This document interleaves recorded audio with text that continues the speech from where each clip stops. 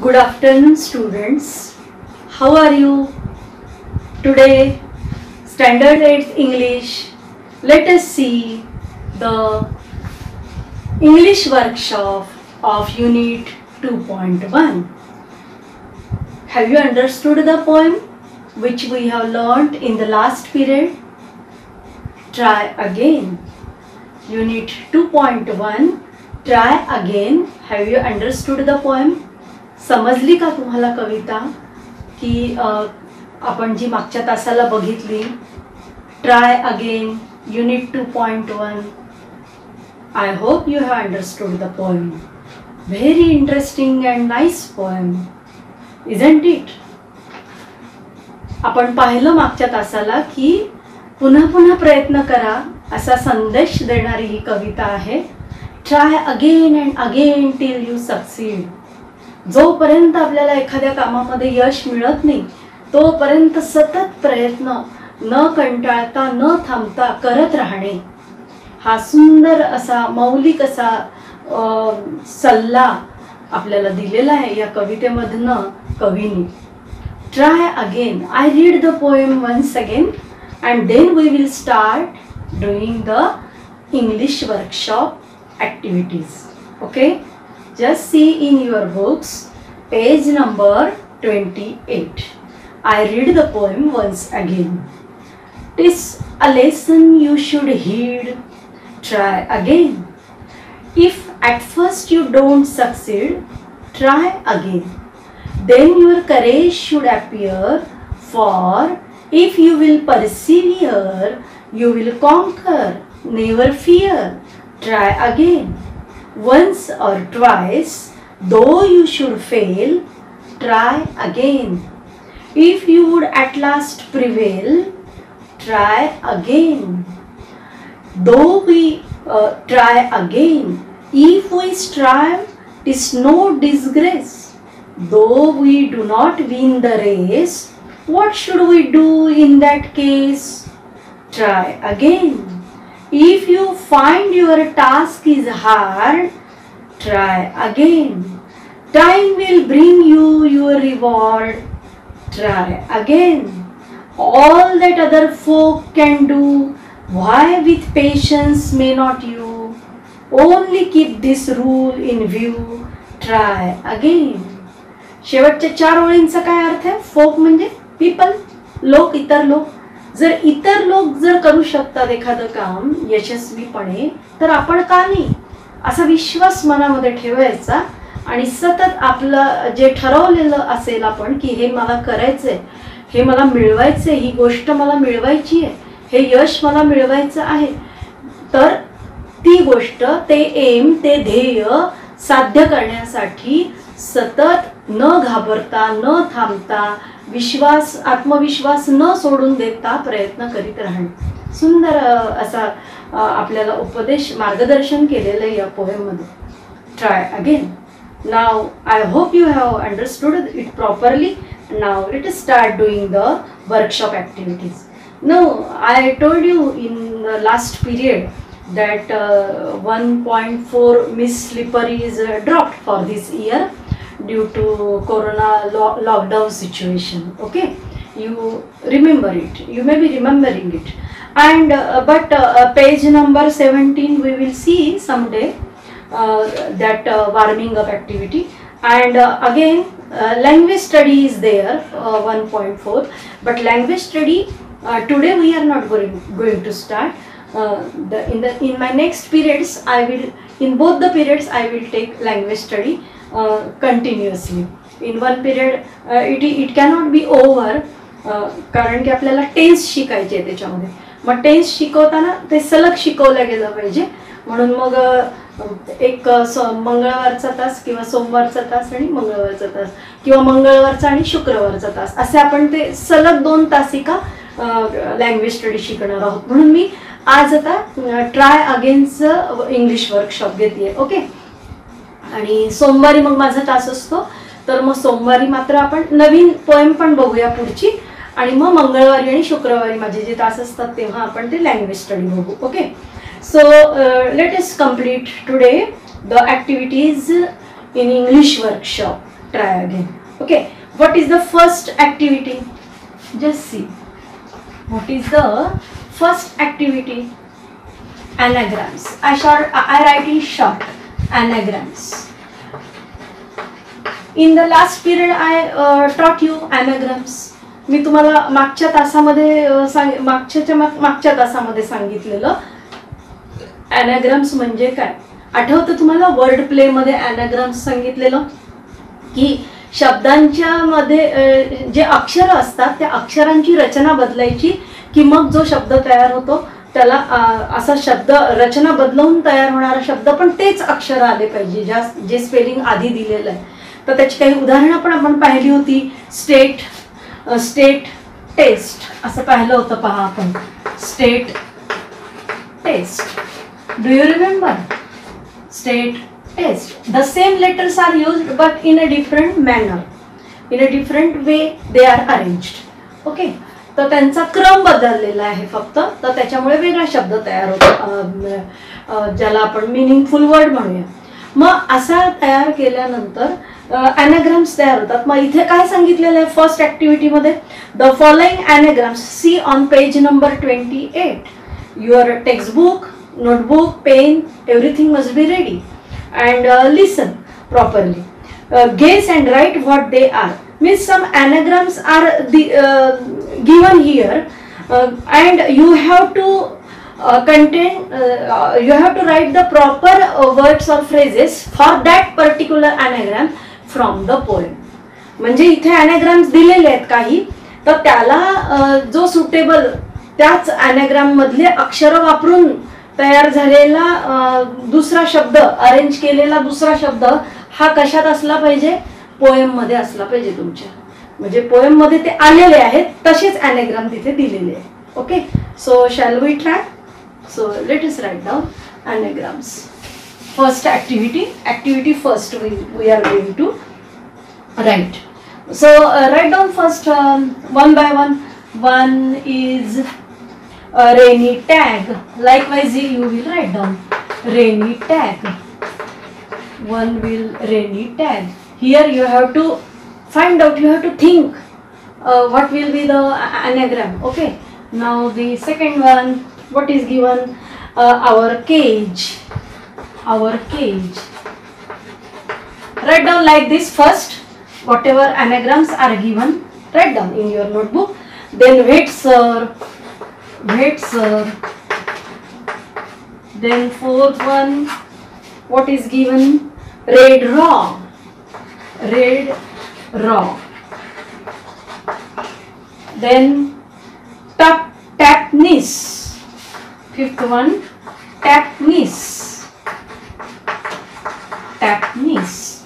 And one more is left, surpier. Surpier. Here I write surpier.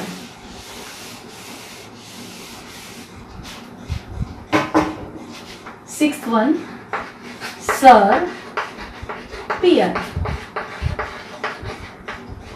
Now you think what will be the anagram for the first rainy tag. काय वाटतंय तुम्हाला? कवितेमध्ये बघा की कोणते कोणते आपल्याला दिसतात आहे की anagrams ह्या anagram वरनं जो शब्द तयार होईल किंवा जी फ्रेज तयार होईल ती पोएम मध्ये आलेली आहे. बघा बघू 6, 7. Likewise you will start writing. Wait sir, त्याला कोणता शब्द आलेला आहे पोएम मध्ये? स्ट्राइव. कोणता शब्द आलेला आहे? Strive. Then red raw. Spelling आपल्या अक्षर मोजायचे किती आहेत ते आणि मग शोधायचं. रिवॉर्ड म्हणजे बक्षीस. त्याच्यानंतर आपण काय पाहिलं? टॅपनिस. याच्यावरनं कोणतं वर्ड तयार होईल किंवा फ्रेज पोएम मधली? तर पेशन्स. बघा खाली लास्ट स्टांजा मध्ये आहे, शेवटच्या कडव्यामध्ये आहे पहा, पेशन्स. आणि वन इज लेफ्ट, सर्पियर. सर्पियरचं कोणतं स्पेलिंग तयार होईल त्याच्या ह्या anagram वरनं? परसिव्हियर.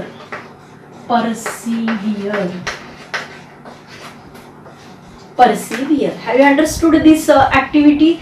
Now let us turn to the second activity, but second in your book, page number 29. That activity we will see if we will get the time in the end.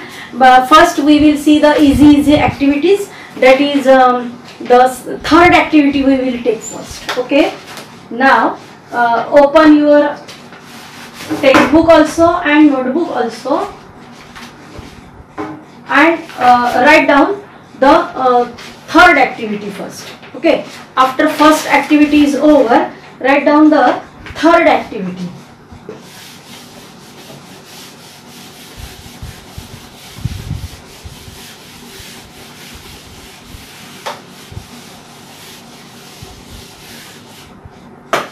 Write down the third activity. Third activity is what? Yes, succeed. Then second word is punishment. Punishment. Then third word is, what is that? Courage. Courage. Courage. Then fourth one is, what is the next word? Stop or quit. Stop oblique quit. And the last one is, opposite antonyms, opposite word is lose. Lose. Lose and opposite what? Now succeed. Have you remembered? Do you remember? Can you think? विचार करू शकले का तुम्ही? करू शकताय का? सक्सीडच्या विरुद्ध काय असेल? पोएम मध्ये बघा बरं सापडतोय का तो शब्द? येस.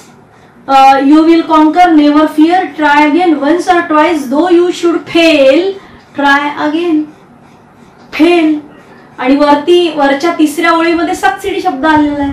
म्हणजे बघा त्याच्या विरुद्ध शब्द सुद्धा पोएम मध्येच आलेला आहे. आणि तुमच्या पुस्तकात काय म्हटलंय का? Yes, find from the poem the antonyms for the following. म्हणजे जसं आपण आता ॲनेग्रामचं पाहिलं तसं सेम हे अर्थ दिलेले आहे. ह्या म्हणजे एक विशिष्ट शब्द दिलेले आहे, त्याचा अर्थ आपल्याला आधी कळला पाहिजे आणि मग त्याच्या विरुद्ध शब्द कशातनं शोधायचे आहे? पोएम मधनं. म्हणूनच मी तुम्हाला म्हटलं की विचार करा. Yes, you can find out from the poem. We have understood we have learned the poem. आपण कविता शिकलो आहे, पोएम शिकलो आहे, त्यातल्या शब्दांचे अर्थ आपल्याला कळलेले आहे. फक्त आता याचे अर्थ तुम्हाला कळणं गरजेचं आहे, ते मी सांगते तुम्हाला.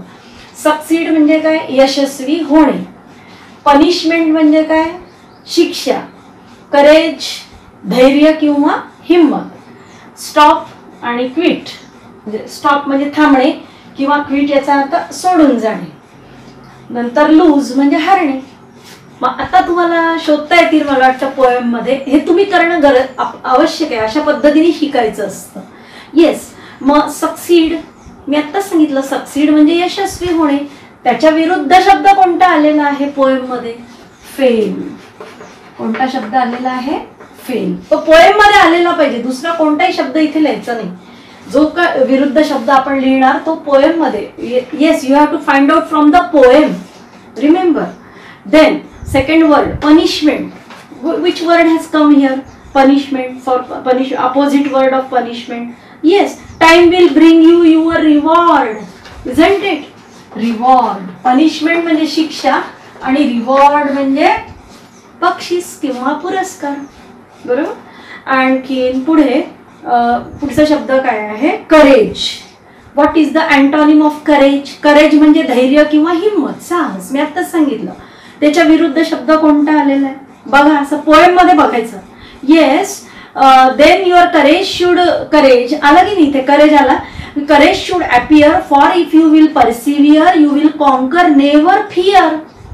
फिअर म्हणजे भीती. करेज म्हणजे धैर्य किंवा हिम्मत, त्याच्या विरुद्ध भीती, fear. Isn't it? From the poem only we have to find out the antonyms. Then stop or quit. मी आता सांगितलं स्टॉप म्हणजे थांबणे किंवा सोडून देणे एखादी गोष्ट. तर त्याच्या विरुद्ध शब्द काय आलेला आहे? अँटोनिम काय आलेला आहे पोएम मध्ये? शोधा. परसिव्हिअर पहिल्या 4 ओळी झाल्यानंतर आहे पहा. 4-5 ओळी झाल्यानंतर फॉर इफ यू विल परसिव्हिअर, आणि त्याचा अर्थ पण पाहिलेला आहे आपण, कीप ट्राईंग टिल वन अचीव्ज, सातत्य मराठीमध्ये म्हणतात त्याला, सतत एखादी गोष्ट कंटिन्यू, कीप इट अप. आपण नाही का म्हणत असं, कोणी चांगलं एखादं यश मिळवलं एखाद्या गोष्टीमध्ये, जिंकणं किंवा काही पुरस्कार मिळवणं, बक्षीस, तर त्याला आपण अभिनंदन करतो, कॉंग्रॅट्स करतो, कॉंग्रॅच्युलेशन म्हणतो, आणि त्याच्या पुढे म्हणतो की कीप इट अप, म्हणजे असं चालू ठेव पुढे. म्हणजे एक बक्षीस मिळालं म्हणून थांबू नकोस तिथे तुझे प्रयत्न करणं, आहे ना, असं आपण म्हणतो ना, कीप इट अप. मग हा जो कीप इट अप अर्थ आहे तोच त्या परसिव्हिअरचा आहे. कीप ट्राईंग टिल वन अचीव्ज, म्हणजे एक गोष्ट आपल्याला मिळाली तर अजून दुसरी गोष्ट मी कशी मिळवेन असा प्रयत्न माणसाने सतत करत राहायला पाहिजे, त्याला सातत्य म्हणतात, परसिव्हिअर. मग स्टॉप म्हणजे थांबणे, क्विट म्हणजे सोडून देणे, हे करायचं नाही, त्याच्या विरुद्ध शब्द परसिव्हिअर. सातत्य असलं पाहिजे आपल्या, सतत आपल्या करा सिन्सिअरली, की तुमच्यासाठी all we teachers are trying to help you, to guide you in your studies, but study you have to study yourself, you start your studies. तुम्ही अभ्यास सुरुवात करा बाबा. हे आमचं म्हणजे काय, नुसतं शिक्षकांचं इथनं शिकवणं म्हणजे एक तुम्हाला मदत आहे, मार्गदर्शन आहे, सहकार्य आहे, पण अभ्यास तुम्हाला करायचा, नाहीतर मग हे वेस्ट जातं. जोपर्यंत शिक्षक जे शिकवतात ते आपण त्याच्याकडे लक्ष देणार नाही, लिहून घेणार नाही, बघणार नाही, ते पुन्हा पुन्हा वाचणार नाही, लिहिणार नाही, तोपर्यंत it would be waste. So don't waste it. You what can we say, you work hard, you try hard, try your level best. Okay, so prepare your notebook very well and try to understand all the lessons and poems properly, whatever we will teach you here. Okay, now the next activity, answer in own words. I write in short. Activity number 4, answer in short. Answer in short means what? थोडक्यात उत्तरे द्या, नाही का आपण म्हणत, answer in short. तर मग थोडक्यात उत्तर द्यायची आपण याच्यातले दोनच बघूया, first and fourth. What lesson should be kept always in mind. कोणता एक असा, म्हणजे एक आपण असं म्हणूया की आपल्याला एक शिकवण म्हणतो आपण मराठीमध्ये, की ह्या कवितेवरनं आपल्याला हे शिकायला मिळतं. जे शिकायला मिळतं ते काहीतरी महत्वाचं असतं, युनिव्हर्सल ट्रूथ असतं, जागतिक सत्य असतं ती गोष्ट, आणि म्हणून ती सुवचन वगैरे म्हणून सुद्धा आपण वापरू शकतो, किंवा म्हणीसारखं वापरू शकतो. आपण नाही का म्हणत, इच्छा तेथे मार्ग, अशा म्हणी आपण मराठीत वापरतो. तसंच इंग्लिशमध्ये आहे, where there is a will there is a way, one who works finds the way. जो काम करतो त्याला बरोबर त्याचा मार्ग पण सापडतो की कसं काम करावं, आहे ना. तर इफ यू, आपण काय म्हणूया पहिल्या याच्यामध्ये, what lesson should be kept always in mind. तुम्ही तुमच्या डोक्यामध्ये कोणता एक लेसन ठेवायचा आहे ह्या पोएमवरनं वाचल्यानंतर, शिकल्यानंतर. If you don't succeed at first, try again and again. बघा, write down. If you don't succeed, if you don't succeed at first, try again and again, try again and again. म्हणजे कोणत्या ओळीचा हा अर्थ, म्हणजे कसं म्हटलेलं आहे बघा, answer in your on words, what lesson should be kept always in mind. तुमच्या डोक्यामध्ये तुम्ही कोणता एक असं शिकवण ठेवली पाहिजे या कवितेवरनं शिकल्यानंतर, तर ही, if you don't succeed at first, try again and again. राहिलेलं आहे, वेग पूर्ण करून राहिलेलं आहे, ठीक आहे. Yes, so what is given? Trying again, trying again, trying again is given. This point is given here, okay, and you have to fill up the remaining circles. Just as here you will draw one circle, then here you will draw another circle, then here you will draw another circle, yes, and here you will draw another circle. Okay, like this you will show the arrow, and then now you think, you see in the poem also. Try again. इथं प्रयत्न पुन्हा पुन्हा करायचे म्हणजे आपल्याला यश मिळतं हे कळलं आपल्याला. अजून काय काय त्यांनी आपल्याला सांगितलेलं की परसिव्हिअरन्स, चिकाटी ठेवा एखादं काम करताना. अजून काय सांगितलं, वर्क हार्ड, खूप कष्ट करा. म्हणजे असं नाही की थोड्याशाच प्रयत्नांनी आपल्याला यश मिळालं तर ते आपल्याला म्हणजे त्याची व्हॅल्यू कळत नाही यश मिळण्याची. त्याची व्हॅल्यू आपल्याला वाढवायची असेल, पाहिजे असेल की अरे बापरे मी हे यश मिळवलं आणि खरा आनंद मिळवायचा असेल एखाद्या यशाचा तर you must work hard, isn't it. तर मग स्ट्रायव्हिंग त्याला शब्द आलेला आहे पोएममध्ये. त्याच्यानंतर पेशन्स, म्हणजे कधी कधी एखादी गोष्ट मिळवताना, यश मिळवताना आपल्याला मध्ये अडथळे येतात. असं वाटतं सोडून द्यावं, किती अडचणी आणि समस्या, पण मग अशा वेळी पेशन्सचं काम आहे. आणि करेज, हिम्मत, धैर्य. कदाचित एवढ्या अडचणी येतील की आपण खचून जाऊ की नकोच हे करायला, यशही मिळवायला नको, काहीच करायला नको असं वाटेल. पण मग याच क्षणी तुम्ही काय ठेवलं पाहिजे मनामध्ये, courage, isn't it? So these words we will write in the way. Okay, which words? Perseverance. Here write down perseverance. Like noun we have written there because in the poem only persevere verb has come. We have written nouns. Striving, तिथे strive आलेला आहे शब्द poem मध्ये, पण आपण नाउनच्या स्वरूपात लिहितोय म्हणजे पॉइंट लिहितोय ना आपण एक म्हणून. स्ट्रायव्हिंग, ट्राईंग अगेन, हे का ट्राईंग लिहिलं की नाही, ट्राईंग अगेन, पुन्हा पुन्हा प्रयत्न करणे. तसं परसिव्हिअरन्स, स्ट्रायव्हिंग, देन पेशन्स, सहनशीलता ठेवली पाहिजे एखाद्या गोष्टीबद्दलची. आणखीन लास्ट वर्ड कोणता म्हणूया, करेज, म्हणजे धैर्य किंवा हिम्मत. Have you understood this way? Write down properly. Trying again, perseverance, striving, patience and courage. बघा हे लक्ष द्या सगळ्यांनी. Trying again, perseverance, striving, patience and courage. Have you understood this way? So 3 activities we have completed properly. First is anagrams, secondly antonyms, thirdly this verb, and then fourthly we will yes, one more activity we have seen, answering your own words. Only 2 lines we have seen. Okay, now the only one is left, last one, and second is also left. But second is quite easy because you have to write down the lines from the poem only. Let us not write in the notebook also.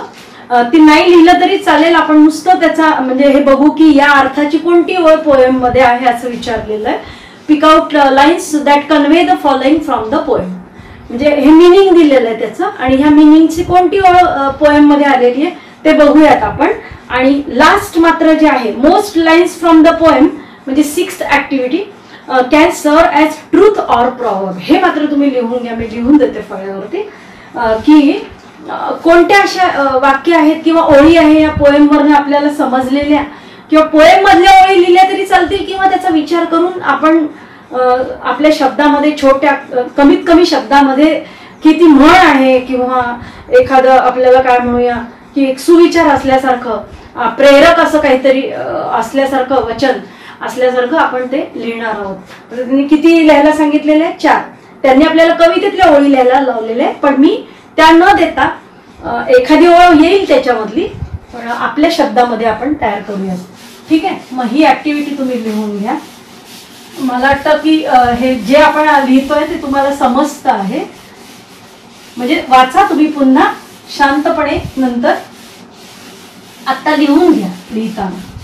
I hope you have understood the poem also, isn't it? So last 6th activity number 6.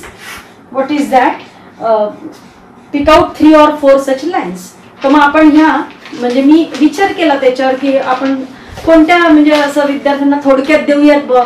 तर मग त्याचा मी विचार करून ठेवल्यानंतर मला जे वाटतंय ते मी असं लिहून काढलं तुम्हाला देण्यासाठी. तर बघा, try again and again till you succeed, ही तर लाईन आपल्याला सापडतीये बघा कवितेमध्येच. म्हणजे कवितेचं वाचल्यानंतर साधारण कोणाच्याही डोक्यात येईल हे की try again, try again, if at first you don't succeed try again. ह्या ज्या 2 ओळी आहे त्याच पण आपण तशाच्या तशा लाईन न लिहिता आपण आपल्या शब्दात लिहूया. Try again and again. 6th activity proverb म्हणूया त्याला आपण. प्रॉव्हर्ब किंवा त्यांनी कोणता शब्द सांगितला? ट्रुथ. ट्रुथ म्हणजे सत्य. Truth or proverb. अशी जी एक सुवचन किंवा म्हणी म्हणून ज्याचा वापर करू शकू. तुम्ही इव्हन हे क्लासमध्ये पण लावू शकता. शाळा सुरू झाल्यानंतर पोस्टर सारखं किंवा आपल्या घरात पण लावू शकतो आपण. तुम्ही पोस्टर तयार करू शकता. त्यांची तीच अपेक्षा आहे. पुस्तकामध्ये तसंच दिलेलं आहे की मेक अ पोस्टर आहे ना, दिलेलं आहे की तुम्ही ह्या ज्या लाईन्स आहेत त्याचं पोस्टर बनवा की पुन्हा पुन्हा जाता येता आपल्याला पोस्टरवरच्या गोष्टी आपण वाचतो पुन्हा पुन्हा आहे ना, आणि मग ते वचन आपल्या डोक्यामध्ये फिट होतं आणि मग केव्हाही आपण त्याचा वापर करू शकतो किंवा विचार करू शकतो त्या गोष्टीचा. अरे हा, हे व्यवहार ज्ञान आहे बाबा, प्रॅक्टिकल नॉलेज आहे, हे माणसांनी लक्षात ठेवलं पाहिजे. तर ट्रुथ किंवा प्रॉव्हर्ब सारखी कोणत्या ओळी आपल्याला मिळतात या पोएम मधनं त्या लिहून घ्या. Try again and again. Try again and again. Try म्हणजे आता प्रयत्न करणे, कळलंय तुम्हाला. Try again and again. Try again and again till you succeed. Till you succeed. जोपर्यंत तुम्ही यशस्वी होत नाही तोपर्यंत प्रयत्न करीत राहा. Yes. Number 2, time will bring you reward. The line is there in the poem also. Time will bring you your reward असं म्हटलेलं आहे फक्त. तर युअर शब्द काढून टाकू आपण, थोडक्यात आपल्याला पाहिजे ना. Time will bring you reward. Time will bring you reward. Reward म्हणजे प्राइज किंवा बक्षीस. त्याच्यानंतर अजून work with courage you will win. असं म्हणजे मी विचार करून तयार केला त्या ओळी कवितेचं वाचून. आणि मग यू कॅन ऑल्सो राईट. तुम्ही पण करू शकता हा प्रयत्न, असं काही नाहीये. Work with courage you will win. कवितेतले शब्द घ्यायचे शक्यतो. Work with courage.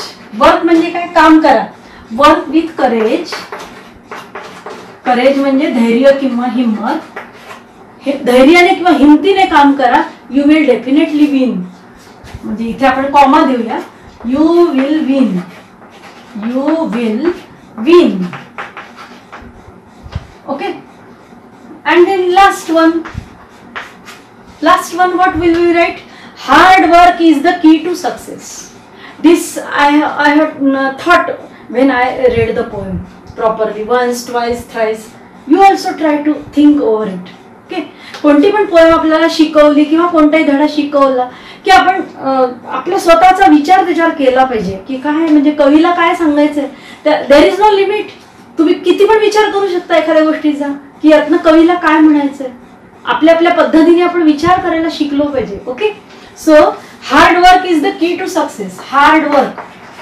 आता डायरेक्ट हार्ड वर्क शब्द काही तुम्हाला पोएम मध्ये नाही सापडणार. I thought over it. Okay. And I have written. Hard work म्हणजे काय? खूप प्रयत्न, कष्ट, खूप प्रयत्न करणं is the key to success. Is the key. Key म्हणजे काय? की म्हणजे चाबी म्हणतो ना आपण. खुलजा सिमसिम. चाबी अशी मिळाली पाहिजे की ती लावल्यानंतर काय समोर ओपन होणार आहे. तर हार्ड वर्क ही अशी चाबी आहे की ती केल्यानंतर आपल्याला समोर काय मिळणार आहे. ओपन केल्यानंतर, हार्डवर्क केल्यानंतर काय मिळणार आहे आपल्याला. Yes. Hard work is the key to success. यश मिळणार आहे. किंबहुना असं म्हणूया, for achieving success, for achieving success we must work hard. Okay, have you understood? I hope you have understood the poem and you have also properly understood how can the activities be done in the notebook you have written. I think you have written the activities. Okay, shall we stop here, and in the next period we will start the new topic that is the house builder. Okay, 2.2 house builder, and then in the consequent 2 periods I will take your language study about tense we will learn. Okay, tense म्हणजे काळाबद्दल आपल्याला शिकायचं आहे. त्याला कदाचित 2 तासिका लागतील. मला बघूया आपण कसं होत आहे. पण आपण पुढच्या तासाला हाऊस बिल्डर सुरू करूयात. कदाचित पूर्ण होणार नाही आपलं, तर ठीक आहे सुरू करून देऊ आपण तो लेसन आणि मग लँग्वेज स्टडी बघून मग पुढे हा कंटिन्यू करू लेसन. ओके, जेवढा होईल तेवढा. त्याच्या ऍक्टिव्हिटीज नाही करणार आपण आधी आपण मागचं राहिलेलं आपलं लँग्वेज स्टडी शिकूया. Okay, shall we stop here. So have a good day and study yourself properly. Write down whatever you have written, write down, read it properly and learn English of standard 8th. Okay.